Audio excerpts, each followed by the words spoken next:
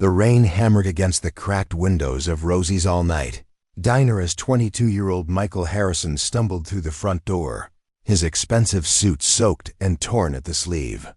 He'd been walking for hours through the industrial side of Chicago, far from the gleaming towers of downtown where his father's empire cast its shadow over the city.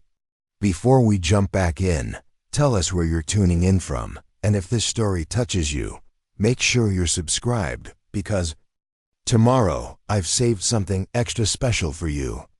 Behind the counter, waitress Emma Rodriguez looked up from wiping down coffee cups, her tired eyes taking in the disheveled stranger.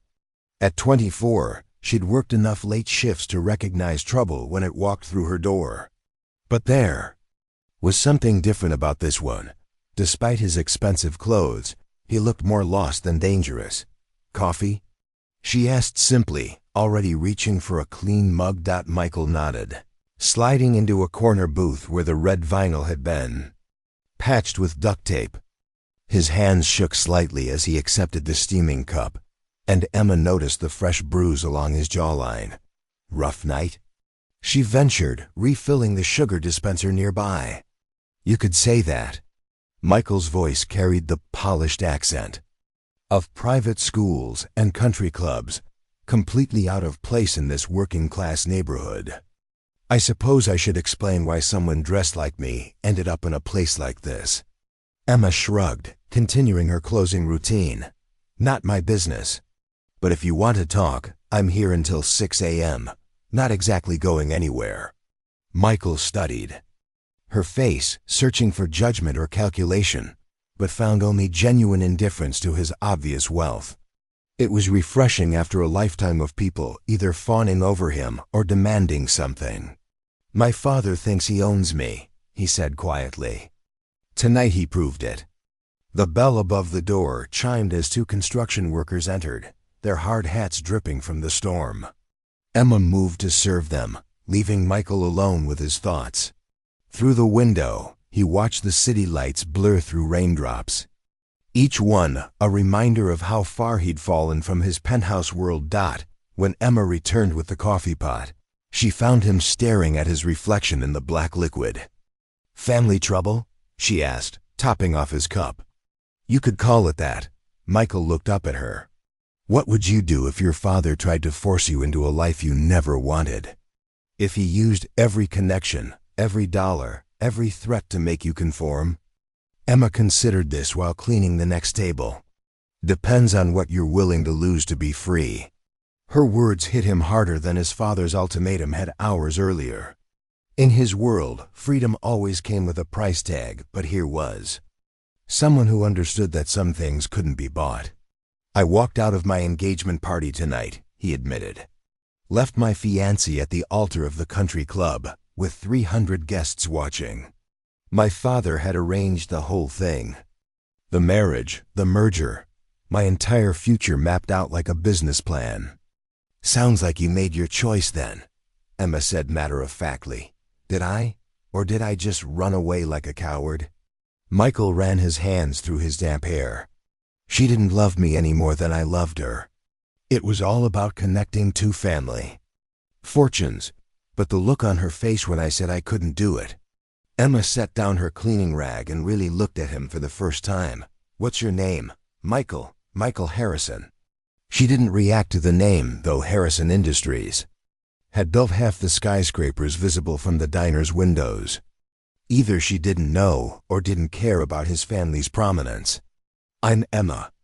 And for what it's worth, Michael, running away takes guts sometimes. Especially when you're running towards something you believe in, instead of just away from something you hate. What if I don't know what I'm running toward?" "Then you figure it out. But you don't do it by staying somewhere that's killing your soul." She paused, studying his face. "You hungry? You look like you haven't eaten in days." Michael realized she was right. He'd been too nervous to eat at the engagement party too. Angry to think about food during his long walk through the rain. "I don't have any cash on me. Just credit cards. And I'm pretty sure my father's already canceled those." Without hesitation, Emma disappeared into the kitchen. She returned with a plate of meatloaf, mashed potatoes, and green beans. Simple diner food that probably cost less than the appetizers at his engagement party. "On the house," she said, setting it down. "Consider it an investment in your rebellion." Michael stared at the plate, overwhelmed by the simple kindness. In his world, every gesture came with strings attached. Every favor expected repayment with interest. But this woman, who clearly worked hard for every dollar, was offering him food with no expectation of return. "Why are you being nice to me?" he asked. Emma smiled for the first time since he entered. "Because you remind me of my little brother." Same lost look when he's trying to figure out who he wants to be versus who everyone expects him to be. She refilled his coffee again. Difference is, he's 16 and working at the grocery store to help with rent. You're 22 and probably have trust funds most people couldn't count. "You're not wrong," Michael admitted, taking a bite of the meatloaf. It was better than anything served at the country club. "But money doesn't solve everything." "No, but it sure makes the problems easier to handle," Emma replied. "Though not unkindly." As Michael ate, he watched Emma work. She moved with efficiency born of necessity, every motion calculated to save time and energy. There was a dignity in her labor that his privileged friends would never understand, a pride in providing for herself that he'd never been allowed to develop. Outside, the storm was beginning to pass, but Michael felt no urge to leave. For the first time in years, he was somewhere he wasn't expected to perform, to network, to represent the Harrison name. He was just a man eating a meal prepared by someone who saw him as human rather than a business opportunity. The two construction workers finished their coffee and left generous tips before heading back into the night. Emma pocketed the money with quiet gratitude, and Michael realized that his single meal probably represented more kindness than he'd shown anyone in months. "Emma," he said as she passed his table again, "thank you. For the food, for listening. For not asking questions I'm not ready to answer." She paused, studying his face again. "You're going to be okay, Michael Harrison. Whatever you're running from, whatever you're trying to become, you've got more strength than you think." As dawn approached and the diner prepared for the morning rush, Michael knew he couldn't hide here forever. But for the first time since leaving his father's world, he felt like he wasn't completely alone. The morning regulars began trickling in around. 5:30 factory workers grabbing coffee before their shifts, nurses ending their overnight rounds, cab drivers looking for a hot meal between fares. Emma greeted each one by name, knowing their usual orders, asking about their families with genuine interest. Michael watched this community unfold around him, realizing he'd never experienced anything like it. In his world, relationships were transactional, built on mutual benefit rather than simple human connection. "You're new," observed Rosa, an elderly woman who'd apparently been coming to the diner for decades. She slid into the booth next to Michael's without invitation, her weathered hands wrapped around a steaming mug of tea. "Just passing through," Michael replied carefully. Rosa studied him with sharp eyes that missed nothing. "Expensive shoes. But you've been walking in the rain. Rich boy running from something." Before Michael could respond, Emma appeared with Rosa's usual, oatmeal with brown sugar and a side of wheat toast. "Rosa, leave the man alone. He's had a rough enough night." "I'm just saying," Rosa continued, undeterred. "Running's fine. But eventually, you got to stop and figure out where you're going." Michael found himself thinking about Rosa's words as he finally left the diner that morning. He'd walked the streets for hours, eventually finding himself at a bus stop with no particular destination in mind. The cheap motel he'd checked into was worlds away from the luxury hotels he was accustomed to, but it offered something more valuable than thread counts and room service: anonymity. 3 days had passed since Michael first walked into Rosie's diner. What started as a desperate escape had become something unexpected. He kept returning. Each morning, He'd take the bus from the cheap motel where he'd been staying, using the last cash in his wallet to buy time away from his father's reaching influence. The Sunset Motel wasn't listed in any travel guides. Tucked between a tire shop and a laundromat, it catered to people who paid by the week and minded their own business. Michael's room had a sagging bed, a television that picked up 3 channels, and a view of the parking lot where truckers left their rigs overnight. But it was his choice, paid for with his own money, and that made it feel more like home than the mansion where he'd grown up. Emma had grown accustomed to seeing him in the same corner booth, nursing coffee and picking at whatever breakfast special she recommended. She'd noticed he was reading help-wanted ads in the local newspaper, circling positions with a determination that seemed both admirable and naive. The want ads were a foreign language to someone who'd never needed to work for. Survival. Terms like previous experience required and must provide own transportation created barriers he'd never consider. "You're new," observed Rosa, an elderly woman who'd apparently been coming to the diner for decades. She slid into the booth next to Michael's without invitation, her weathered hands wrapped around a steaming mug of tea. "Just passing through." Michael replied carefully, Rosa studied him with sharp eyes that missed nothing. "Expensive shoes, but you've been walking in the rain." Rich boy running from something. Before Michael could respond, Emma appeared with Rosa's usual, oatmeal with brown sugar and a side of wheat toast. "Rosa, leave the man alone. He's had a rough enough night." "I'm just saying," Rosa continued, undeterred. "Running's fine, but eventually you got to stop and figure out where you're going." Michael found himself thinking about Rosa's words as he finally left the diner that morning. He'd walked the streets for hours, eventually finding himself at a bus stop with no particular destination in mind. The cheap motel he'd checked into was worlds away from the luxury hotels he was accustomed to, but it offered something more valuable than thread counts and room service: anonymity. 3 days had passed since Michael first walked into Rosie's diner. What started as a desperate escape had become something unexpected. He kept returning. Each morning, he'd take the bus from the cheap motel where he'd been staying, using the last cash in his wallet to buy time away from his father's reaching influence. The Sunset Motel wasn't listed in any travel guides. Tucked between a tire shop and a laundromat, it catered to people who paid by the week and minded their own business. Michael's room had a sagging bed, a television that picked up 3 channels, and a view of the parking lot where truckers left their rigs overnight. But it was his choice, paid for with his own money, and that made it feel more like home than the mansion where he'd grown up. Emma had grown accustomed to seeing him in the same corner booth, nursing coffee and picking at whatever breakfast special she recommended. She'd noticed he was reading help-wanted ads in the local newspaper, circling positions with a determination that seemed both admirable and naive. The want ads were a foreign language to someone who'd never needed to work for. Survival. Terms like previous experience required and must provide own transportation created barriers he'd never considered.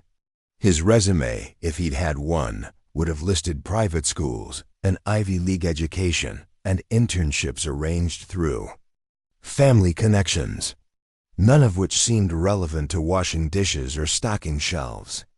"Dishwasher at Tony's Pizza," she observed, refilling his cup. "You sure about that?" Michael looked up from the classifieds. "I have to start somewhere. I can't keep living off my savings forever." He didn't mention that his savings were actually the emergency cash he'd kept hidden from his father's financial oversight. "No judgment, but have you ever washed dishes professionally?"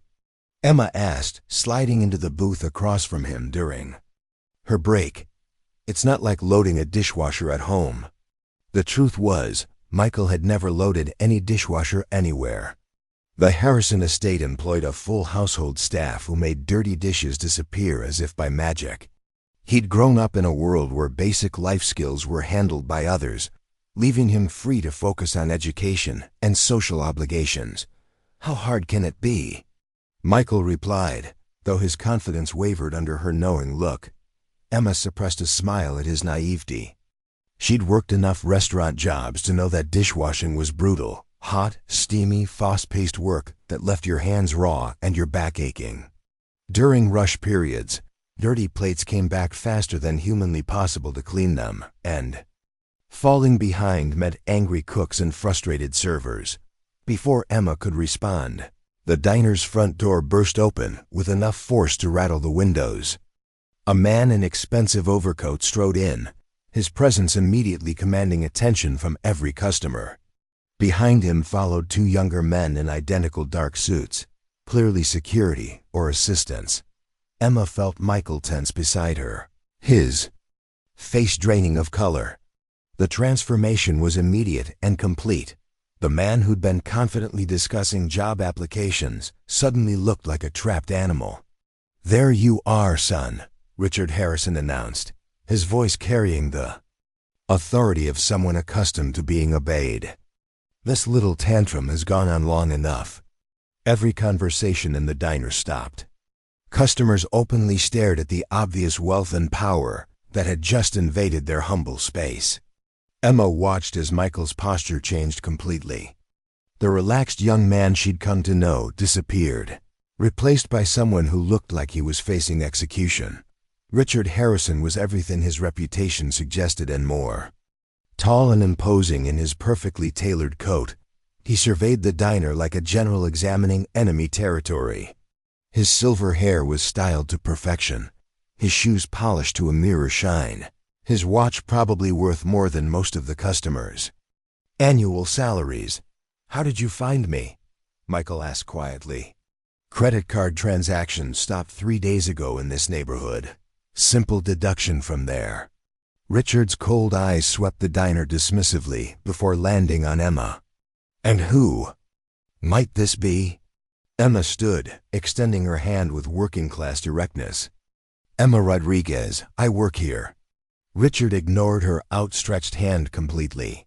The slight was deliberate, designed to establish hierarchy and demonstrate Emma's irrelevance to important matters. "I see. Michael, gather your things. We're leaving." "I'm not going anywhere," Michael said, though his voice lacked conviction. "Oh, but you are." Richard pulled out his phone, showing Michael the screen. "Your little stunt cost the Pemberton family considerable embarrassment. They're threatening to pull out of our merger unless you make this right. That's 3,000 jobs at stake, son. 3,000 families depending on this deal." Emma watched Michael's resolve crumble. She'd seen enough family dynamics in her own working-class community to recognize emotional manipulation, but this was weaponized guilt on an industrial scale. "You can't guilt me into marrying someone I don't love," Michael said, but his protest sounded hollow. "Love?" Richard laughed harshly. "You think any of this is about love? This is about responsibility, legacy, duty. Things you've never understood because you've never had to work for anything." Emma found herself stepping forward. "Excuse me, Mr. Harrison, but your son has been working. He's been looking for a job, trying to make his own way." Richard turned his full attention to her for the first time, and Emma understood why Michael had seemed so intimidated. The man's gaze was like ice. "A job?" Richard repeated the word like it was foreign. "Miss Rodriguez, my son's trust fund generates more money in a day than you probably make in a year. He doesn't need a job, he needs to accept his responsibilities. Maybe what he needs is to figure out what those responsibilities should be." Emma replied, surprising herself with her boldness. Temperature in the diner seemed to drop 10 degrees. Other customers were now openly eavesdropping, sensing drama that was far more interesting than their usual morning routine. "And you think you're qualified to advise him on that?" Richard's voice carried a dangerous edge. "A waitress in a second-rate diner? I think I'm qualified to recognize someone who's trying to find themselves," Emma shot back. "Which is more than I can say for someone who's trying to buy and sell his own son's happiness." Michael stared at Emma in amazement. No one spoke to his father like that. Not board members, not politicians, certainly not service workers. Yet here she was, defending him with nothing to gain and everything to lose. Interesting, Richard said slowly. Michael, is this the kind of person you've been associating with? Someone who thinks she understands our world well enough to offer opinions. Leave her alone, Michael said, finding his voice again. Emma's been nothing but kind to me. Kind, Richard tasted the word. How refreshing. And what has this kindness cost you, Miss Rodriguez? What do you hope to gain from my son's gratitude? Nothing, Emma replied firmly. Some people are just decent to each other without expecting a payoff. Richard studied her for a long moment, and Emma felt like she was being evaluated by a predator. Finally he smiled, an expression somehow more threatening than his earlier. Anger. Nothing, he repeated. We'll see about that. He turned back to Michael. You have until tomorrow evening to end this charade and return home. The Pemberton engagement announcement will be in Sunday's papers, with or without your cooperation. And if I refuse, then I'll start making calls. This diner, for instance, I happen to know the building owner. Miss Rodriguez's employment could become quite precarious. The motel where you've been staying also owns property I control. Your little rebellion stops being just about you, son. Michael's face went pale as he realized his father's reach extended even here. Emma felt a chill as she understood she'd just been marked as collateral damage in a family war she never asked to join. You can't threaten innocent people, Michael said desperately. I can do whatever is necessary to protect our family's interests, Richard replied. The question is whether you'll force me to. With that, he turned and walked out, his entourage following like shadows. The diner remained silent for several moments after they left, as if everyone needed time to process what they'd witnessed. Emma looked at Michael, seeing the defeat written across his features. He's bluffing, she said, though she wasn't sure.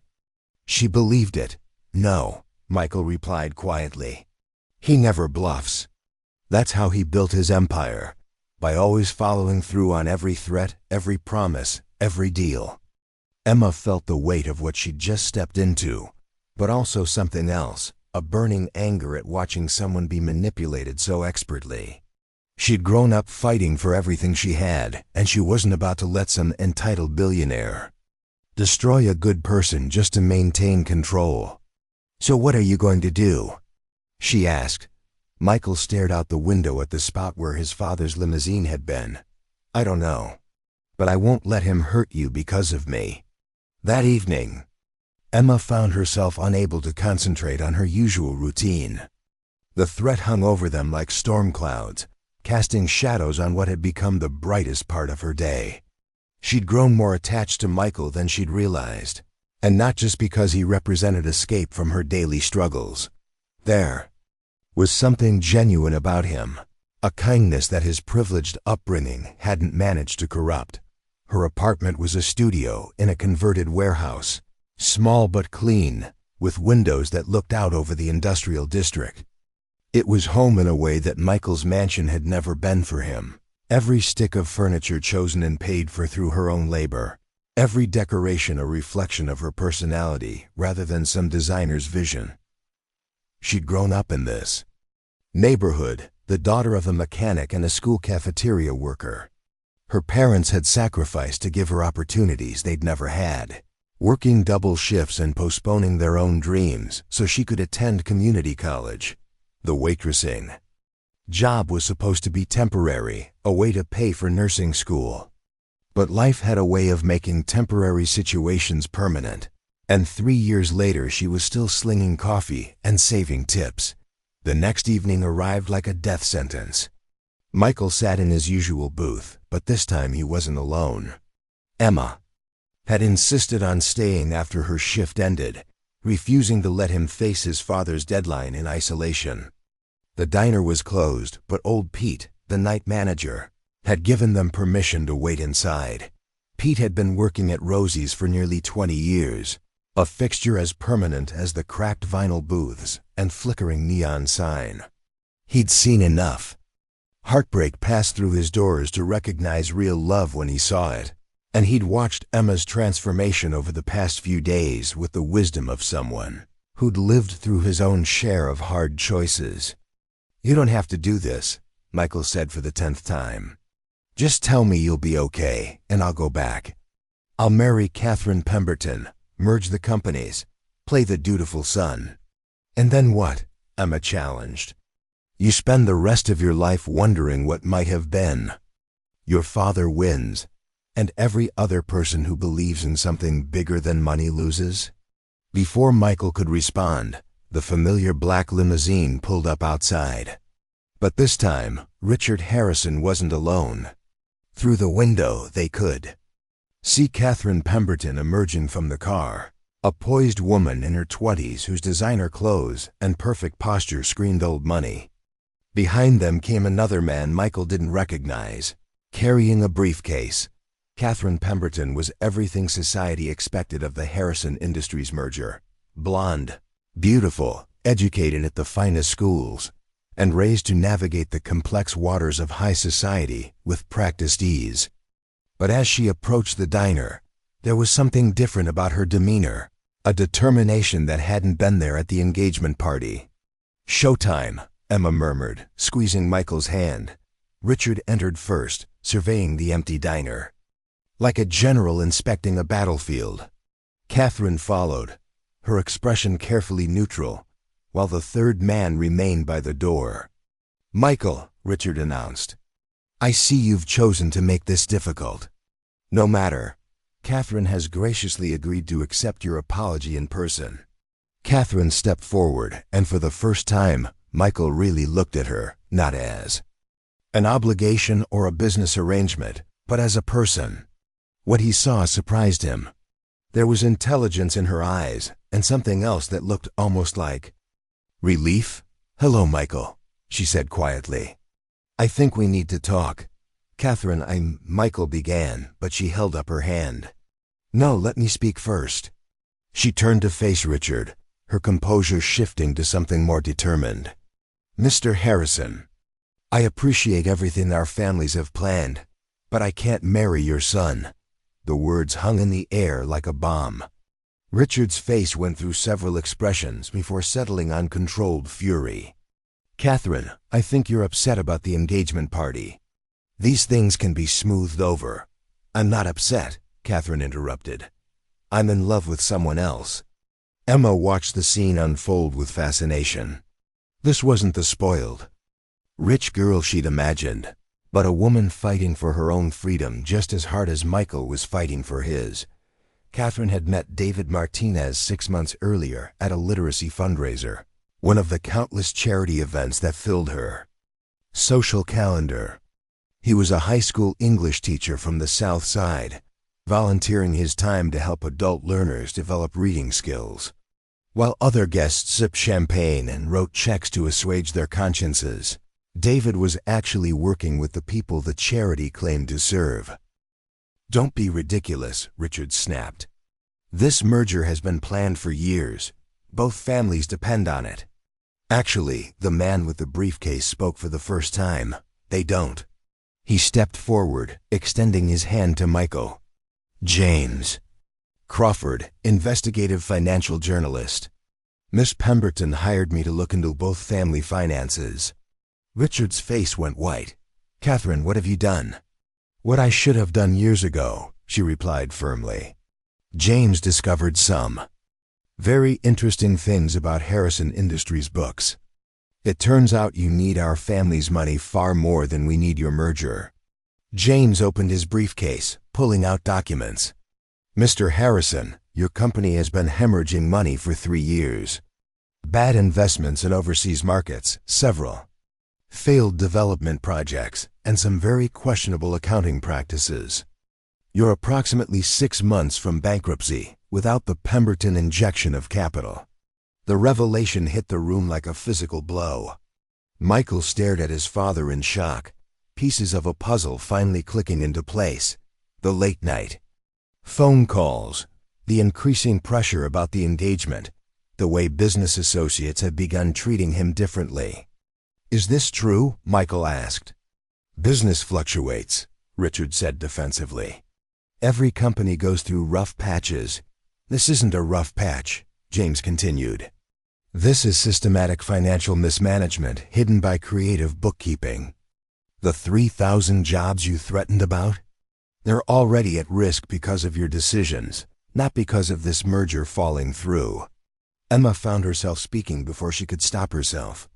"So you were willing to sacrifice your son's happiness to cover up your own mistakes?" Richard turned his cold gaze on her. "You have no idea what you're talking about." "Actually, I think I do." Emma stood up, meeting his stare directly. "You're a man who's lost control of everything that matters, so you're desperately trying to control the only thing you have left, your son. But Michael isn't a business asset you can trade to fix your problems." "And what would you know about sacrifice?" Richard shot back. "You work in a diner. You have no concept of the pressures of running an empire, of the responsibilities." "You're right," Emma interrupted. "I work in a diner. I make barely enough to cover rent and help support my family. But you know what I've never done? I've never lied to the people I love. I've never threatened innocent people to get my way. And I've certainly never tried to force someone into a loveless marriage to solve my financial problems." Catherine stepped closer to Michael. "Your father isn't the only one who's been keeping secrets. Michael, I've been in love with someone else for 2 years. A teacher named David who makes a fraction of what our families spend on wine. I was going to tell you at the engagement party, but you left before I could." Michael looked between Catherine and his father, pieces of a puzzle finally clicking into place. "So neither of us wanted this marriage, but we were both too afraid to speak up." "I was," Catherine admitted, "until I met someone who showed me that happiness was worth fighting for, even if it meant disappointing my family." Richard, seeing his carefully constructed plan crumbling, made one last desperate play. "Fine, Michael, walk away from your family. Your inheritance, your name. See how long this waitress stands by you when you have nothing to offer her." Emma laughed, surprising everyone, including herself. "Mr. Harrison, you still don't get it. I've been standing by him when I thought he had nothing. I've been standing by him because of who he is, not what he owns. And I've been standing by her because she's the first person who ever saw me as just Michael," he added, taking Emma's hand. "Not the Harrison heir, not a merger opportunity, not a disappointment. Just me." Catherine smiled genuinely for the first time since entering. "That's exactly how David sees me. Just Catherine, not the Pemberton fortune." Richard looked around the room, realizing he'd lost every angle. His financial manipulation exposed, his son's loyalty gone, his merger dissolved, and his authority challenged by a waitress who worked night shifts for tips. "You'll regret this," he said finally, but the threat sounded hollow. "Maybe," Michael replied. "But I'll regret it as myself, not as someone else's puppet." James packed up his documents. "Mr. Harrison, I'll be publishing my findings next week. You might want to consult with your attorneys about the best way to handle the revelation." As the group began to leave, Catherine paused next to Emma. "Thank you for standing up to him. I've been trying to find the courage to do that for years." "We all find it when we're ready," Emma replied. "Good luck with David." "And good luck to both of you," Catherine said, glancing between Emma and Michael. "Real love is rare. Don't let anyone convince you it's not worth everything." After they left, Michael and Emma found themselves alone in the empty diner once again. But everything had changed. "So," Emma said, settling back into the booth, "what happens now?" "Now I learn to wash dishes at Tony's Pizza," Michael said, grinning. "And figure out who I am when I'm not trying to be who someone else wants me to be." "That's going to be harder than you think," Emma warned. "Good thing I know someone who's an expert at working hard for what she wants," Michael replied, leaning across the table to kiss her. Outside, the city lights twinkled like stars, and for the first time in his life, Michael Harrison felt like he was exactly where he belonged, not because someone told him to be there, but because he chose it. And sometimes, Emma thought as she kissed him back, the best things in life really were worth fighting for. The following weeks passed in a blur of new experiences for Michael. True to his word, he took the dishwashing job at Tony's Pizza, showing up every day despite blistered hands and an aching back. The work was humbling in ways his privileged upbringing had never prepared him for, but it was also liberating. For the first time in his life, his paycheck was earned through his own effort, not inherited privilege. Emma found herself falling deeper in love with this version of Michael, the man who came home exhausted but satisfied, who learned to budget groceries and take public transportation, who discovered joy in simple pleasures like sharing a pizza they'd actually worked to afford. He was becoming the person he'd always had the potential to be, free from the golden cage of his father's expectations. 6 months later, they were still together, still fighting for their unlikely love story. Michael had worked his way up to line cook, while Emma had finally saved enough to start nursing school part-time. They'd moved in together, sharing that tiny studio apartment that felt more like home than any mansion ever had. Richard Harrison's financial empire had indeed crumbled, just as James Crawford's investigation had predicted. But in losing everything material, Michael had found something far more valuable: the freedom to choose his own path, and someone who loved him for walking it. The diner where it all began still served as their sanctuary, a place where class distinctions melted away in the warmth of genuine human connection. And sometimes, late at night when the city slept around them, they would sit in that same corner booth where their love story began, grateful for the storm that had brought them together and the courage they'd found to weather it. Because in the end, the best love stories aren't about princes rescuing princesses from towers. They're about two people choosing to build something real together, brick by brick, shift by shift, one honest conversation at a time. And sometimes, if you're very lucky, that's exactly what you find in the last place you'd ever think to look. Up next, you've got 2 more standout stories right on your screen. If this one hits the mark, you won't want to pass these up. Just click and check them out. And don't forget to subscribe and turn on the notification bell so you don't miss any upload from us.